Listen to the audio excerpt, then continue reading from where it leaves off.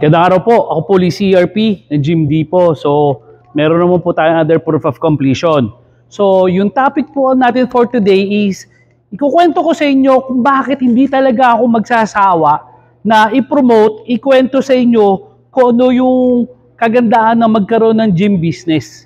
So, itong story ako na to is base sa experience ko mismo. So, naranasan ko to. Kaya tuwan-tuwa talaga ako at dito na ako nakita na pangmatagalang negosyo sa gym. Kasi sigurado ako, marami sa inyo na nanonood is nagkaroon din ng mga experience na magtayo ng negosyo at nag-fail. So ganoon din kasi kami.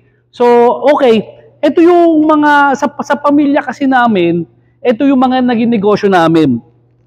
So nung bata-bata kami, nagkaroon kami ng bus. So, yung hindi pa gaano uso yung mga aircon bus noon, meron kaming bus. So, nagkaroon kami ng bus, nagkaroon kami ng tricycle, nagkaroon kami ng barbecuehan, nagkaroon kami ng water station. So, ito yung mga naging businesses nung pamilya namin. At lahat ng mga business na nasabit na to is, wala na. Kumbaga, hindi na nag-i-exist ngayon. Plus, another, yung ihabol ko, nagkaroon ako ng business na roofing. So, nangungontrata ako at nagsusupply ako ng mga roofing materials. So, yung 5 na yon, yung mga naging businesses namin. So, lahat yon in a way, naging successful din naman sila doon sa mga unang mga taon. Pero, hindi siya naging pangmatagalan. So, ito yung isi-share ko. So, bawat isa na to, yung 5 na mga business na sinabi ko, ang isa sa pinaka-common sa kanila is lahat sila kailangan mong tutukan ng negosyo. Kumbaga, hindi pa pwede magpatakbo ka ng bus company, ng tricycle, ng barbecuehan, ng water station, ng roofing supply installation nang hindi mo siya tututukan. Kailangan na andun ka. Halos 24 oras ka nakatutok. So, itong mga klase ng negosyo na to, hindi siya negosyo per se na mabubuhay or magtutuloy-tuloy nang hindi mo kailangan bantayan. Kailangan mo talaga siyang bantayan. So, bali ang mangyayari sa'yo dito, kung dati ka na nagtatrabaho, mangyayari sa'yo dito, parang naghanap ka lang ng negosyo para magkaroon ka ng mas mataas na sweldo. Kasi mas malaki kikitain mo sa negosyo eh. Pero dito, trabahador ka pa rin, kailangan mo pa rin tutukan yung sarili mo. Which is, kaya nga tayo nagne-negosyo, madalas, kaya tayo nagne-negosyo is, gusto natin yung freedom. Siyempre, hindi katulad yung pag nagtatrabaho tayo, 8 oras tayo sa trabaho, biro mo, 8 oras tayo magtatrabaho, 5 oras lang tayo matutulog, 8 oras tayo magtatrabaho, 1 oras tayong kakain, 8 oras tayong magtatrabaho, tapos 4 na oras, 3 oras tayong magko-commute papunta sa trabaho natin. So para matigil to, gusto natin magnegosyo na lang tayo kasi at least sa negosyo, hawak natin ang oras natin. Pero marami sa mga nagne-negosyo o pumasok sa negosyo, hindi nila nare-realize na ang negosyo, mas kakain ng oras mo to. Pero hindi lahat ng negosyo is kumakain ng oras mo. Yung 5 negosyo na nagkaroon kami, nakakain ng oras mo to. Pero compare sa gym business, hindi po ito kakain ng oras nyo. Perfect example, yung negosyo ko ngayon. So may 2 akong negosyo. Meron akong Gym Depot, paggawaan ng gym equipment. Meron din ako Gym Republic, yun yung gym business ko. Itong Gym Depot, hindi ito mabubuhay ngayon nang wala ako. Kailangan to 24 oras nakasubaybay ako rito, nakatutok ako rito. So papasok ako rito, alas 8 hanggang alas 5 ng hapon, kailangan mag-manage ako. Hindi ako pwede mawala. Pag nawala ako rito, tigil ang Gym Depot sa ngayon. So, gumagawa tayo ng mga sistema paano magiging automated ang Gym Depot. Pero sa ngayon, wala. Hindi ito tatakbo nang wala ako. Pero yung Gym Republic, sa mga nagpupunta nga rito ng mga kliyente, dito mo ako matatagpuan. Pero pag uwian ng alas 5, sisilip lang ako sa Gym Republic kasi natutuwa lang ako. Gusto ko lang mawala yung pagod ko. Kasi pagdating ko ng alas 5, ang daming tao. So pag minsan mapapansin mo, nagbi-video ako. So yun ang gusto ko, kaya lang ako napunta doon. Pero yung actual na pagmamanage mismo ng gym, yung actual na pagbabantay mismo ng gym, wala na, hindi ko inaasikaso yon. Kasi may sistema kami sa Gym Republic na makakapag-provide ng freedom na kailangan ko. So katulad ngayon, magtatayo tayo ngayon ng Gym Republic sa Tarlac. Di alayo sa Cavite City noon. Mga 3 oras na biyahe. Hindi naman ako kailangang pumunta araw-araw doon. May sistema kami na de-develop para nang sa ganun, kahit wala ako doon, ang monitor namin yun nang hindi ko kailangan bantayan isa-isa. So yun yung isa sa pinagka-diferensya ng mga negosyo na yun kumpara sa gym. Kaya napaka-paborito ko itong gym business na to. Kaya hindi ako magsasawa na i-promote sa inyo to kasi dito ako magkakaroon ng financial freedom at freedom na rin sa pagtatrabaho kasi yun yung goal ko. Unang goal ko, magkaroon ng ilang Gym Republic para yung kikitain ng Gym Republic na yun will be enough para sa retirement ko. Tapos tong Gym Depot, ginagawa natin na sistema to. Karugtong nito yung pag-i-expand ng Gym Republic para bawat isang Gym Republic na branch magpa-promote ng Gym Depot. So ngayon, hindi na nakadepende sa akin. Papasok na lang sa isang central na system yung mga orders. So, yun yung isa sa mga paborito ko sa gym business na to. Pangalawa, yung mga 5 business na sinabi ko, lahat yun, may inventaryo. Lahat yun, may kailangan kang bilhin. Halos araw-araw para meron kang maibebenta. Yung bus, yung tricycle, may gasolina yan. Na kailangan araw-araw, pagka ginamit is, bibili ka. Yung barbecuehan namin, syempre araw-araw, bibili ka ng mga ingredients mo araw-araw kasi nakakapagbenta ka. Water station, ganun din. Yung roofing supply, ganun din. So lahat ng to, may araw-araw na gastos. Lahat to, may kailangan kang i-monitor na inventory. Which is nakakapagod sa totoo lang dahil araw-araw ba naman nagagawin is wala kang ibang gagawin kundi babantayan mo na babantayan yung mga inventaryo na to kasi pwede kang manakawan eh. Pwede kang manakawan pag hindi mo binantayan yung inventaryo mo na to. Pero to sa gym business, wala kang inventaryo. Yun yung kagandahan dito. Hindi mo siya kailangang bantayan isa-isa. Totoo yan. Taas ang kamay ng mga existing na mga gym business owner dyan. Totoo yan. Pag minsan naloloko ka ng mga kahera mo. Minsan, may mga maduduga na mga nagji-gym dyan, tapos na yung monthly nila, tuloy-tuloy pa rin. Diba? Pero, lugi ka ba dun? Hindi. Bakit? Kasi wala kang inventaryo eh. Walang nawala sa'yo. Unlike yung transportation business namin na bus at saka tricycle, pag merong hindi nagbayad doon, pag merong nagpasuka nung gasolina na yon at ninakaw yung gasolina na, lugi kami.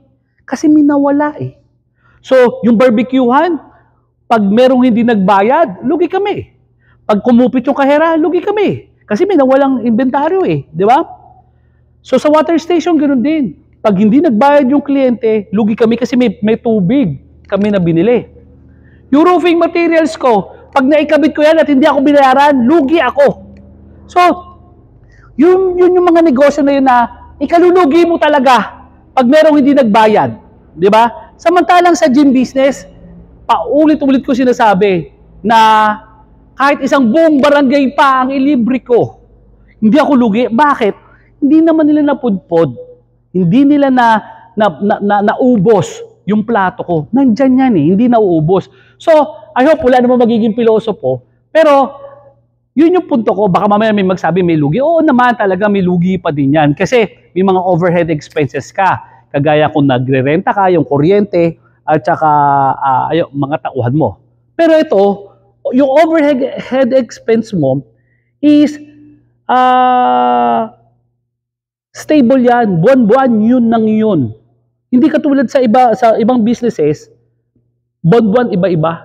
So ito, ibig ko sabihin, maliit kay malakas yung business mo, kay mahina yung gym business mo, yung gastos mo, the same. Hindi katulad kunyari sa bus company, syempre pagka maraming biyahe yan, di daming gasolina. So yung barbecue mo, kung marami, di bili ka ng bili ng ng raw materials. Ito hindi, 'di ba? Dahil wala kang inventaryo, isang baksak lang yung capital mo, then that's it.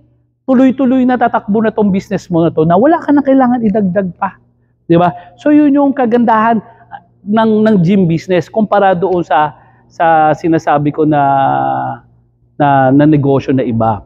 So tayo talaga, marami sa atin na pumapasok sa negosyo na to, para magkaroon ng kalayaan talaga. Kumbaga, minsan papagod tayo magtrabaho, sa totoo lang. 'Di ba? Gusto natin magretiro. So ito yung perfect na negosyo para sa mga, lalo na kung beginner ka. Kasi kung ngayon ka pa lang magnenegosyo at nag-iisip ka kung anong negosyo mo, i-consider mo to. Kasi lesser yung probability na na malulugi ka dito. Especially kung sa sarili mong property itatayo, huwag ka na mag-isip huwag ka na mag-isip ng magandang lugar, malaki ang sales. Pero tandaan mo kasi, iba yung sales sa income. Maaring doon ka sa may commercial area na magtatayo, mas malaki sales. Pero may posibilidad, maliit ang income. Kasi bakit? Siyempre, babayaran mo yung upa, mahal. Samantalang sa bahay mo, kung doon ako tatayo, maliit ang sales. Pero yung income mo, pareho lang, halos nito. Kung yung sales mo, yun yung income mo. Diba? Unlike dito, ang laki nung sales, pero ito yung income. Samantalang kung sarili mong bahay, ito yung sales, ito yung income. Baka mas malaki pa yung income mo eh. Kaya don't worry, huwag ka mag-isip masyado kung kailangan bang umuupa. So, meron pa tayo isang reason na i-share. Pero before ko i-share yun, i-proof of completion ko muna itong kay Sir James ng General Santos. So, ito, marami nagtatanong kung nakakapag-customize tayo ng kulay, provided na available sa powder coat yung mga kulay na gusto nyo. So, pag minsan may mga babalikan ko lang uli, may mga nagtatanong kasi, pag minsan akala nila ready-made na yung mga gamit natin. So, hindi pa tayo ready-made. Gagawin pa lang natin yung mga equipment. So, ngayon, sa dami ng order talaga, 3 to 4 weeks gagawin natin yung mga equipment. So, anyway, lahat po ito is made to order. So, itong in-order ni Sir James is package D na may konting mga dagdag at mga konting mga customization. So, iklian na lang natin. So, doon, makita nyo yung reverse fly sweep pec deck, combo machine. To RP Smith machine natin, at saka RP Supera combo. So, ito, may Smith machine sa unahan, rowing machine sa kaliwa. Tapos ito, adjustable na crossover. So, ito, dalawa, pag pinagdikit mo, medyo magkadikit lang siya, pwede ka mag-full crossover dito. So, ito yung panalo ng mga equipment na pwede mo ilagay sa gym mo. Tapos sa super rack naman, may squat rack sa unahan at lat pull down sa kanan. Then, may adjustable utility bench. Itong adjustable utility bench, malaking bagay ito kasi ilagay mo lang to rito, pwede ka na mag-flat, incline, decline, at saka shoulder press, aside from squat. So again, meron tayong, yung basic muna natin na tatlo. Basic na flat decline, ito ginawang flat decline, flat, at saka incline bench press. Tapos, yung mga machines natin is assisted squat, hack squat, leg press. So magkahiwalay siya. May preacher curl tayo, utility stool, hammer flat bench, hammer incline bench, shoulder bench. Tapos meron din tayo hammer chest flies. Isa to sa pinaka-paborito ko. So baka hindi nyo pa napapansin, medyo nagiging lean ako ngayon kasi maraming nang babash. Sorry to say, siguro another topic. Maraming nagbabody shaming doon sa video ko. Although, yung video ko is not about weightlifting or how to lose weight. Ang videos ko is about gym business, finance. Walang kinalaman sa pagpapalaki ng katawan. Pero, kung nataon na hindi perfect ang katawan mo, hindi binibigyan ng karapatan ng ibang tao para i-body shame ka. Kung nag-gym ka, fit ka, that's good. Pero it doesn't give us the right na para mang-insulto ng ibang tao. So, may hammer, ito, isa sa paborito ko to, hammer flies sa chest, hammer row, dips, up bench,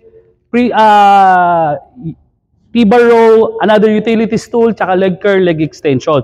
So ito yung mga order ni Sir James. So maganda yung yung lineup ng mga equipment ni Sir. So ito, yung pangatlo na reason. So ito yung pangatlo. Probably hindi naman to yung pinaka-last. Pero for the sake of video, iklian natin yung pangatlong reason.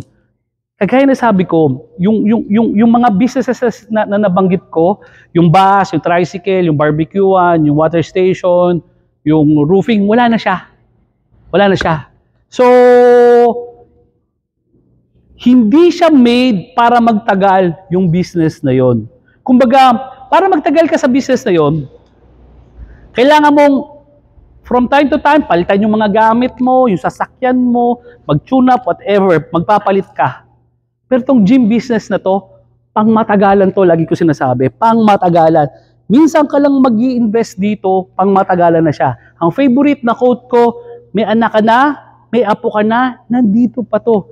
Ito, katulad sa akin, since 2008 ako na gano'n. So 16 years na kami sa business. At ito pa rin ang business ko. At hindi ko kailangan kayong i-impress doon sa concept na yon kasi sigurado ako, marami sa inyo, dyan sa lugar nyo, may gym dyan na luma na more than 10, more than 20 years na existing, na yung mga gamit talagang luma na, baka may mga kalawang na, pero andun pa rin. Na-imagine nyo ba kung ilan ng mga tao na palaki ang katawan, ilang tao na napapayat nun, ilang tao na nakagamit, libo-libong tao na nakagamit, at hindi isang generation. So, kagaya ko ngayon, yung mga anak ko nagbubuhat na. So, nandun ako. Ngayon, may apo na rin ako. Darating yung panahon na yung apo ko naman na magbubuhat na. So, nandun yun eh. Pang-generation siya na maipapamana mo. Ako, kung makapagpatayo ako ng ilang Gym Republic at mawala ako, kayang buhayin ng Gym Republic na yon yung mga susunod na generation. Ang tawag nun, generational wealth. Kumbaga, marami sa atin nagtrabaho, nagpayaman, pero iisang generation lang ang kaya niyang isuportahan. Kumbaga, okay, perfect example, kunyari, nagpayaman ako, tapos binigay ko sa mga anak ko lahat yung pera, hanggang sila lang yung mayaman. Pero yung susunod, yung mga apo ko, at apo ko sa tuhod, hindi nakakasigurado kayang pagyamanin ng mga anak ko, yung negosyo na yon o yung pera na yon. Pero ako, given na akin yung sarili kong pwesto, akin yung mga gym equipment, kahit ilang generation siguro kayang buhayin ito. Kumbaga, maganda maisip na hindi lang na-provide natin yung pangangailangan ng anak natin, pero na-provide natin yung pangangailangan ng mga susunod na generation. So ito yung mga facts, mga reasons, bakit gustong-gusto ko talaga tong gym business at hindi ako magsasawa. Tapos, ngayon, kasama nyo ako dun sa journey nyo. Kumbaga, kung nagpaplano ka mag-start ng gym business mo, subaybayan mo ako. Kasi ito yung mga plano ko eh. So, yung Gym Republic sa Cavite City, kung di kayo familiar, check nyo yung Facebook page namin na Gym Republic Cavite City. I-replicate natin yun sa iba't ibang probinsya sa Pilipinas. Gagayahin natin yun. Pero hindi pa tayo matatapos doon. Kasi warehouse gym yun. So, gagawa rin tayo ng mga gym sa bahay. Ito yung sasabi ko, ang gagawin natin experiment, uutang tayo. Uutang tayo na pera sa bangko. Tapos yung iutang ko na pera sa bangko, bibili ako lupa. Pagpapatayo ko ng gym. Tapos pwedeng sa second floor, pwede ako magpatayo ng apartment, paupahan. Ngayon, yung kikitain ng gym at saka nung paupahan na yon, yun yung ibabayad ko sa monthly amortization sa bangko. Okay? Papatunayan ko na kaya kong magkaroon ng negosyo at yung negosyo na yon kaya makapag-provide sa akin ng property nang hindi ako maglalabas ng malaking pera. So, kaya kong magpayaman, kaya kong pagyamanin na sarili ko, kaya kong magpalago ng ari-arian ko gamit ang gym business. Diba? So, kagaya niya, may bahay naman ako. Granting na isa ka dun sa mga nag-start ng pamilya na wala ka sariling bahay, pero gusto mo magkaroon ng bahay, pero hindi ka makapagtayo ng sarili mong gym business. So bakit hindi itayo mo yung bahay mo, sa baba gym, sa taas bahay mo. So may bahay ka na, may negosyo ka pa. So yun, lagi kong pinipreach. Pero hindi nyo nakita na ginawa ko yun eh. Kasi dati, ganun ako nung nag-umpisa ako. Yung garahe namin, gym, tapos yung bahay namin. So kumikita ako doon. So ngayon, gagawa tayo na parang social experiment. Para matutunan din ng mga anak ko na pwede lang gayahin yung proseso na yon para mapalago yung kanilang asset. So, isa sa mga gagawin natin, aside from expanding Gym Republic, gagawa tayo ng mga gym sa residential area, nabibili natin yung property, uutangin natin sa bangko, lalagyan natin ng gym, second floor, pwedeng bahay. Patutunayan ko sa inyo na pwedeng umunlad ang kabuhayan mo sa simpleng pagpaplano ng finances mo. Ako po si RP ng Gym Depot. Maraming salamat po.